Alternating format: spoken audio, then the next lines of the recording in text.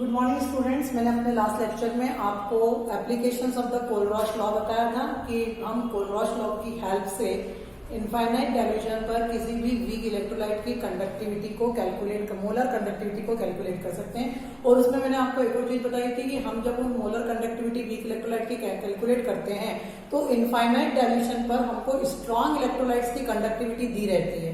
तो उसी का न्यूमेरिकल आज मैं आपके सामने ले रही हूँ। न्यूमेरिकल में आपसे बोला गया है कि आपको इनफाइनाइट डाइल्यूशन पर इस एसिटिक एसिड की मोलर कंडक्टिविटी कैलकुलेट करना है। इनफाइनाइट डाइल्यूशन पर एसिटिक एसिड की मोलर कंडक्टिविटी कैलकुलेट करना है। डेटा आपको क्या क्या दिए हुए हैं? NaCl की molar conductivity 126.4 ohm inverse centimetre square mole inverse दी हुई है। HCl की conductivity 425.9 ohm inverse centimetre square mole inverse दी हुई है। और सोडियम एसिटेट की molar conductivity 91 ohm inverse centimetre square mole inverse आपको दे रखी है। अब हमको क्या निकालना है? CH3COH। तो मैंने आपसे लास्ट लेक्चर में भी बोला था कि आप सबसे पहले आपके वीक इलेक्ट्रोलाइट के जो पार्ट्स है उसको देख लो। एसिटेट आपको किससे मिल रहा है? इससे मिल रहा है। और H पॉजिटिव आपको किससे मिल रहा है? इससे मिल रहा है। तो आप क्या करोगे? जो एनायन और केटायन आपको जिन इलेक्ट्रोलाइट से मिल रहे हैं उन इलेक्ट्रोलाइट की कंडक्टिविटी को क्या कर दो? आप ऐड कर दो और बचे हुए को आपको क्या करना है? माइनस करना है। यानी आपको लैम्डा इंफिनिटी CH3COOH अगर कैलकुलेट करना है तो इसमें एसिटेट की मोलर कंडक्टिविटी और HCl की मोलर कंडक्टिविटी को हम ऐड कर देंगे। CH3COONA में हम molar conductivity of HCl add कर देंगे, माइनस क्या कर देंगे? मोलर कंडक्टिविटी ऑफ NaCl जो हमारे काम का नहीं है, क्योंकि हमारे इलेक्ट्रोलाइट में ना तो Na पॉजिटिव है और ना ही Cl नेगेटिव है, इसलिए हम NaCl की कंडक्टिविटी को माइनस कर देंगे। अब आपको सोडियम एसिटेट की कंडक्टिविटी कितनी दी हुई है? 91 प्लस HCl की कंडक्टिविटी कितनी दे रखी है? 425.9 और माइनस NaCl की कंडक्टिविटी आपको कितनी दे रखी है? 126.4 दे रखी है। तो आप सबसे पहले 91 प्लस इसको अगर आप ऐड करेंगे तो 0.9516 9 2 11 4 1516 में से 126.4 को क्या करोगे? माइनस करोगे। 9 minus 4 equal to 5, 6 minus 6 is equal to 0, 11 minus 2 is equal to 9 और 4 माइनस तो 390.5 ohm inverse centimetre square mole inverse आ जाएगा। तो इस तरह से ये सबसे सिंपल न्यूमेरिकल है कि इस तरह के कि आपको जो भी इलेक्ट्रोलाइट की मोलर कंडक्टिविटी कैलकुलेट करना है, सबसे पहले आपको जो दिया हुआ उसमें सर्च कर लो कि कौन सा पार्ट हमको किससे मिलेगा और जो जिस इलेक्ट्रोलाइट से जो पार्ट मिले उन दोनों इलेक्ट्रोलाइट की कंडक्टिविटी को ऐड कर दो और जो इलेक्ट्रोलाइट हमारे काम का नहीं है उसको हम क्या कर देंगे? सब्ट्रैक्ट कर देंगे। तो हमारे पास गिवन इलेक्ट्रोलाइट, वीक इलेक्ट्रोलाइट की इनफाइनाइट डाइल्यूशन पर मोलर कंडक्टिविटी आ जाएगी। तो ये जो न्यूमेरिकल था वो कोलरॉश लॉ की फर्स्ट एप्लीकेशन पर बेस्ड था। अब मैं आपको पढ़ा रही हूँ second application of Kohlrausch law. Second application of Kohlrausch law. Second application of Kohlrausch law है to calculate degree of dissociation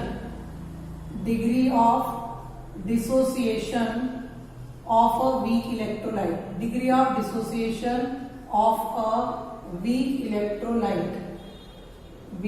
electrolyte. यहाँ डिग्री ऑफ डिसोसिएशन का मतलब होता है वीक इलेक्ट्रोलाइट कितने एक्सटेंट तक, कितना परसेंट आयंस में डिसोसिएट हो चुका है। कई बार आपके सामने ऐसा लिखा रहता है, आपने 11th क्लास में केमिकल इक्विलिब्रियम में पढ़ा होगा 40% डिसोसिएशन। 40% डिसोसिएशन का मतलब कि टोटल 100 दिया हुआ था, उसका 40% जो है वो आयंस में क्या हो गया? डिसोसिएट हो गया।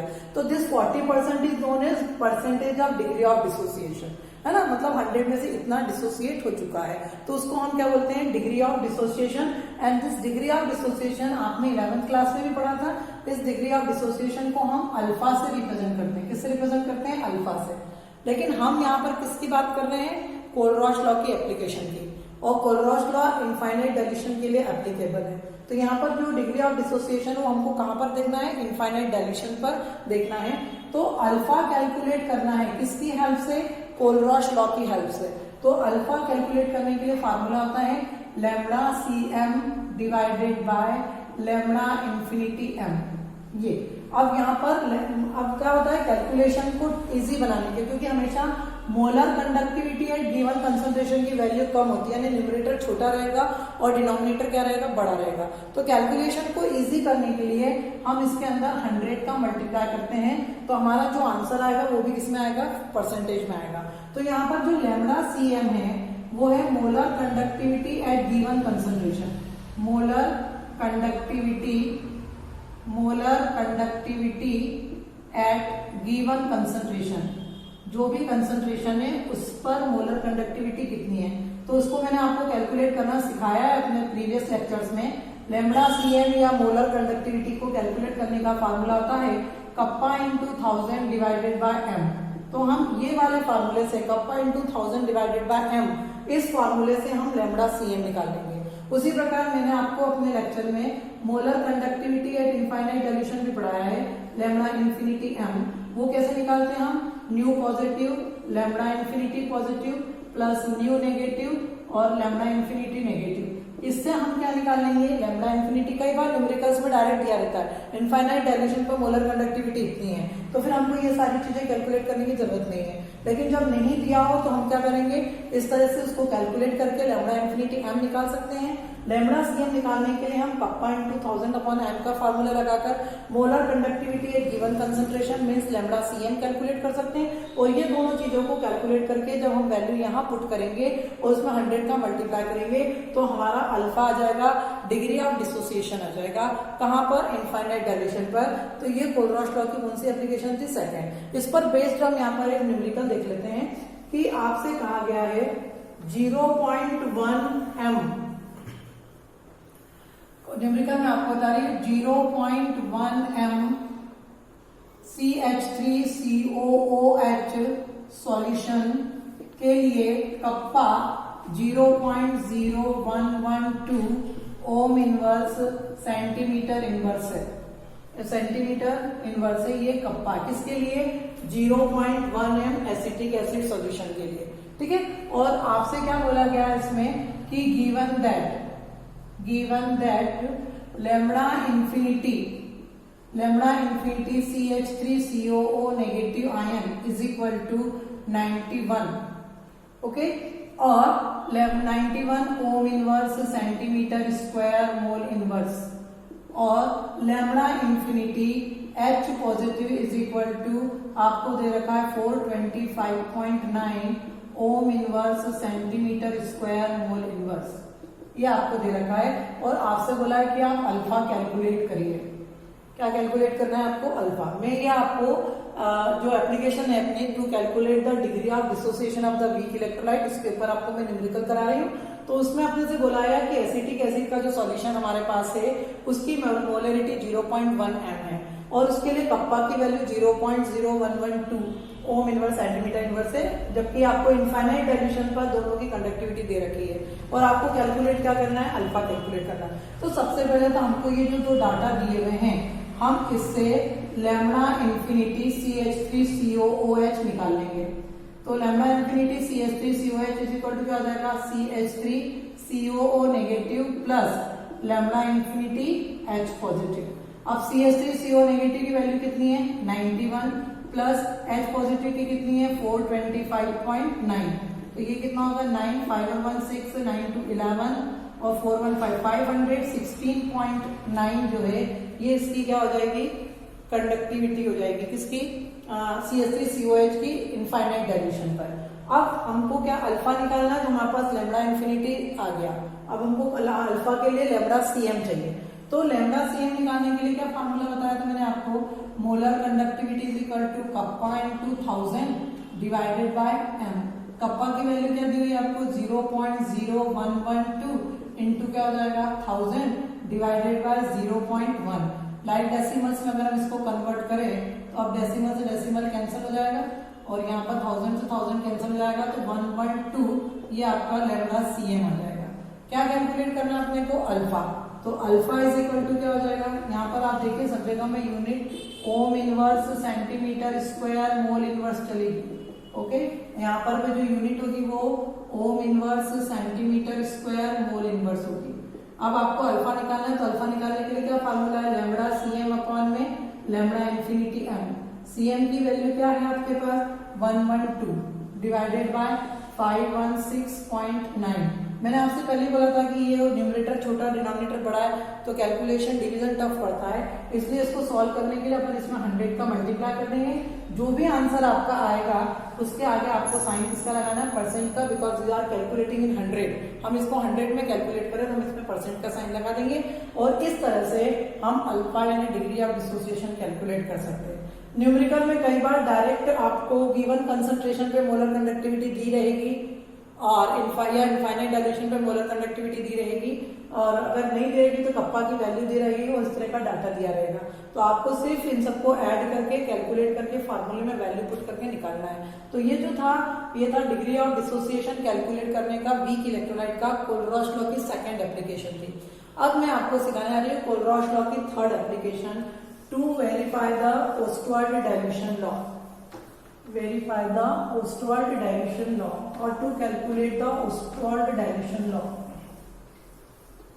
ये थर्ड एप्लीकेशन में आपको पढ़ाने जा रही हूँ यहाँ पर, to calculate degree of dissociation constant, to calculate dissociation constant for weak electrolyte, dissociation constant for, constant आप के ए भी ले सकते हो और के बी भी ले सकते हो, ठीक है, फॉर वीक इलेक्ट्रोलाइट्स। इसी का एक और नाम है to verify Ostwald dilution law, to verify Ostwald dilution law, Ostwald dilution law. ये भी इसकी हेडिंग हो सकती है।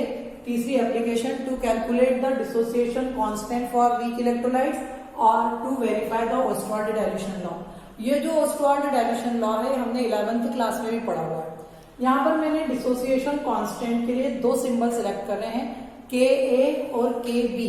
देखिए इलेक्ट्रोलाइट्स जो होते हैं वो दो, एसिड भी हो सकता है, बेस भी हो सकता है और सॉल्ट भी हो सकता है। जब आपका इलेक्ट्रोलाइट वीक एसिड होगा तो डिसोसिएशन कांस्टेंट को के ए से रिप्रेजेंट करेंगे, और जब इलेक्ट्रोलाइट वीक बेस होगा तो डिसोसिएशन कांस्टेंट को के बी से रिप्रेजेंट करेंगे, a for acid and b for base, K for dissociation constant. तो के ए मतलब dissociation constant of weak acid, K b यानी dissociation constant of the weak base. जो इलेक्ट्रोलाइट होता है वो एक सब्सटेंस होता है, वो एसिड भी हो सकता है, बेस भी हो सकता है और सॉल्ट भी हो सकता है। तो जब आप एसिड लोगे तो डिसोसिएशन कांस्टेंट को के ए से रिप्रेजेंट करेंगे, और जब आप बेस लोगे तो डिसोसिएशन कांस्टेंट को हम के बी से रिप्रेजेंट करेंगे। इसी का दूसरा जो हेडिंग में आपको बता रही वो है to verify the Ostwald dilution law.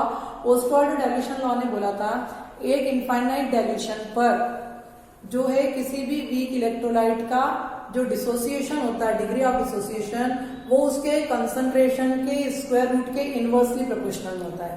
The degree of dissociation of a weak acid और a base is inversely proportional to square root of its concentration at infinite dilution पर डायरेक्टली इनवर्सली प्रोपोर्शनल होता है। यहाँ ध्यान देंगे आप, थोड़ा सा दोनों हेडिंग आपको समझ में आ गई होगी। मैं इसका आपको डेरिवेशन बता रही हूँ। सबसे पहले मैं एक वीक इलेक्ट्रोलाइट वीक एसिड ले रही हूँ, CH3COOH. It will dissociate into, in the presence of water, it will dissociate into CH3COO negative and H positive में डिसोसिएट होता है। बिगिनिंग में, शुरुआत में सिर्फ मैंने सोचा है माइंड में कि C मोल पर लीटर कंसंट्रेशन रखूंगी। C मोल पर लीटर मतलब 1 लीटर सॉल्यूशन में एसिटिक एसिड के कितने मोल्स रखूंगी, C मोल। सिर्फ सोचा है, कुछ भी नहीं करा है, सिर्फ सोच के रखा कि जो भी सॉल्यूशन बनाऊंगी उसका कंसंट्रेशन C मोल पर लीटर रखूंगी। तो इन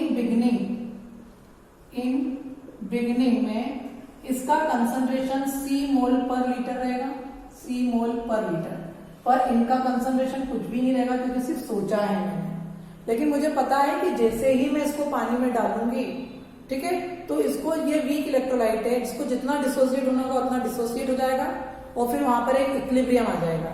डिसोसिएटेड और अनडिसोसिएटेड मॉलिक्यूल्स के बीच में क्या आ जाएगा, एक इक्विलिब्रियम।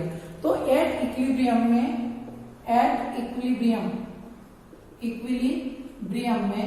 अगर मैं ये सोच लूं कि 1 मोल में से कितने, ये तो मैंने टोटल C मोल लिया है, एक मोल में से सपोज मैं मान लूं अल्फा मोल्स आयंस में डिसोसिएट हो गए, कितने मोल? अल्फा मोल। तो जितने डिसोसिएट होंगे उतने यहाँ पर बनेंगे ना, इसके भी कितने बनेंगे? अल्फा, और इसके भी कितने बनेंगे? Alpha from one mole, from one mole. एक मोल में से अल्फा मोल बनेंगे, तो इसके बचेंगे कितने? 1 माइनस अल्फा। एक में से अल्फा चलेगा तो इसके बचे कितने? 1 माइनस अल्फा। तो मैंने तो कितने मोल्स लिए यहाँ पर? C moles. तो इसके सी मोल्स में से कितने बचेंगे? C into 1 minus alpha. इसके कितने हो जाएंगे? C alpha. इसके कितने हो जाएंगे? C alpha from C moles, जितने मैंने लिए थे उसमें से इतने मोल्स आयंस में क्या हो जाएंगे? डिसोसिएट हो जाएंगे। अब यहाँ पर चूंकि रिवर्सिबल का साइन है, यहाँ पर एक इक्विलिब्रियम आया है, किसके बीच में? डिसोसिएटेड मॉलिक्यूल्स और अनडिसोसिएटेड मॉलिक्यूल्स के बीच में एक इक्विलिब्रियम आया है। तो मैं यहाँ पर लॉ ऑफ केमिकल इक्विलिब्रियम लगाऊंगी according to law of chemical equilibrium. Law of chemical equilibrium यहाँ पर Ka will be equal to क्या हो जाएगा? Concentration of CH3COO negative into concentration of H positive divided by concentration of CH3COOH। Equilibrium पर इसका एक जो कंसंट्रेशन है वो हमको कंसीडर करना है। तो Ka इज इक्वल टू क्या हो जाएगा? CH3CO का कंसंट्रेशन कितना है? C alpha into H positive का कंसंट्रेशन इक्विलिब्रियम पे कितना? C alpha divided by C into 1 minus alpha. तो ये क्या हो जाएगा आपका? C square alpha square upon में C into 1 minus alpha. C square से कैंसिल हो जाएगा तो क्या हो जाएगा? C अल्फा स्क्वायर अपॉन में 1 माइनस अल्फा। ये आपके पास Ka इक्वल में आएगा। ठीक है, अब हम चूंकि यहाँ पर क्या पढ़ रहे हैं? कोलरॉश लॉ की एप्लीकेशन पढ़ रहे हैं, वो कोलरॉश लॉ केवल इनफाइनाइट डायल्यूशन के लिए एप्लीकेबल होता है, तो मुझे यहाँ इनफाइनाइट डायल्यूशन कंसीडर करना पड़ेगा। तो आपको मैंने बताया था अभी थोड़ी देर पहले कि इनफाइनाइट डायल्यूशन पर वीक इलेक्ट्रोलाइट कंप्लीटली डिसोसिएट हो जाता है। जितना भी आप लेते हो पूरा की पूरा क्या हो जाता है? इनफाइनाइट डायल्यूशन पर डिसोसिएट जाता है। यानी एट इनफाइनाइट डायल्यूशन पर जो अल्फा है, डिग्री ऑफ डिसोसिएशन है, it will become very very less than 1, एक से बहुत कम हो जाएगा। सो 1 minus alpha can be neglect, 1 minus alpha can be neglect, 1 minus alpha को नेग्लेक्ट। इनफाइनाइट डायल्यूशन पे अल्फा की वैल्यू लेस देन 1 मतलब 0 हो जाएगी, तो हम उसको 1 माइनस अल्फा को क्या कर देंगे? नेग्लेक्ट कर सकते हैं। तो आपके पास डेरिवेशन में क्या बचेगा? K is equal to C alpha square बचेगा, मीन्स K अपॉन में C is equal to alpha square हो जाएगा, यानी अंडर रूट Ka अपॉन में C is equal to alpha square हो जाएगा, तो यहाँ पर ये जो Ka है ये डिसोसिएशन कांस्टेंट ऑफ एसिड है। Ka क्या है? डिसोसिएशन कांस्टेंट है। Ka dissociation constant of weak acid है, dissociation constant of weak acid है। ठीक है, तो आपको पता है जब हम कांस्टेंट हटाते हैं तो प्रोपोर्शनल का साइन आएगा, प्रोपोर्शनल हटाते हैं तो कांस्टेंट का साइन आता है। तो मैं यहाँ पर लिख दूंगी constant upon C is equal to alpha. Constant हटाऊंगी तो क्या हो जाएगा? 1/c is inversely proportional to क्या हो जाएगा? अल्फा। ये जो एक्सप्रेशन आया है, इक्वेशन आई है, इसको हम कहते हैं ऑस्वाल्ड डायल्यूशन लॉ। और ये एक्सप्रेशन मेरे पास कब आया? जब मैंने इनफाइनाइट डायल्यूशन कंसीडर करा। और इनफाइनाइट डायल्यूशन किसके लिए होता है? वीक इलेक्ट्रोलाइट्स के। इनफाइनाइट डायल्यूशन किसके लिए होता है? कोलरॉश लॉ के लिए। तो इनफाइनाइट डायल्यूशन पर किसी भी वीक इलेक्ट्रोलाइट की, चाहे वो एसिड हो, चाहे वो बेस हो, या कोई वीक सॉल्ट हो, तो स्ट्रॉन्ग इनफाइनाइट डायल्यूशन पर वीक एसिड या वीक बेस का जो डिग्री ऑफ डिसोसिएशन होता है, it is inversely proportional to square root of its concentration, है ना। ये अल्फा क्या है? डिग्री ऑफ डिसोसिएशन है, is inversely proportional to square root of इस concentration, and it is called Ostwald dilution law. तो ऑस्वाल्ड डायल्यूशन लॉ क्या था? At infinite dilution the degree of dissociation of a weak electrolyte is inversely proportional to square root of its concentration। यहाँ पर alpha जो है वो degree of dissociation है, C जो है वो कंसंट्रेशन है, Ka जो था वो डिसोसिएशन कांस्टेंट था। तो ईच एंड एवरीथिंग, मैंने आपसे पहले बोला कि अगर आपको इसके ऊपर अब न्यूमेरिकल आता है सपोज, तो हमको अल्फा कैलकुलेट करना है। तो अल्फा कैलकुलेट करने के लिए मैंने आपको बता दिया लैम्डा CM अपॉन में लैम्डा इन्फिनिटी M लगाना है। और उसकी वैल्यू को आप कहाँ पुट करोगे, यहाँ पुट कर दो या फिर इस वाले फार्मूले में पुट कर दो, तो आपको क्या मिल जाएगा, Ka की वैल्यू मिल जाएगी। तो इस तरह से हम कोलरॉस लॉ की हेल्प से वीक इलेक्ट्रोलाइट का इनफाइनाइट डाइल्यूशन पर या गिवन कंसंट्रेशन पर क्या कर सकते हैं, डिसोसिएशन कांस्टेंट कैलकुलेट कर सकते हैं। Now student, it is sufficient for today. Next topic में मैं अगली एप्लीकेशन आपके साथ डिस्कस करूंगी। Thank you very much.